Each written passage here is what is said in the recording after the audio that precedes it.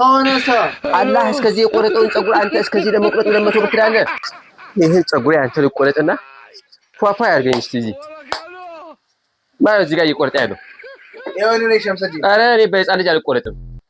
በትልቅ ሰው ፈልግ። በህፃን ልጅ አልቆረጥም። እኔ ሸምሰ ትልቅ ሰው ነኝ እኮ ምን ሆነህ ነው? አሃ እሺ ወይ ጠጋ በል እስቲ ና ወይ በልባል ልትቆረጥ ከፈለግ አንተ አጭር ነኝ አትልም? ና በልባል ምንድን የምታክለው በአላህ እንደ ልቆረጥልህ ታስቃል። ቁመትህ እሷ ያስቃል። ሸምሰ እንደ ልቆረጥልህ ይሄ ፀጉር እንዴት ነው የሚቆረጠው? ፕላኑ የጠፋበት ጭንቅላት እያየህ አይደለም። የአባቴ እርሻ ይመስላል። ያ ጨርቋጣ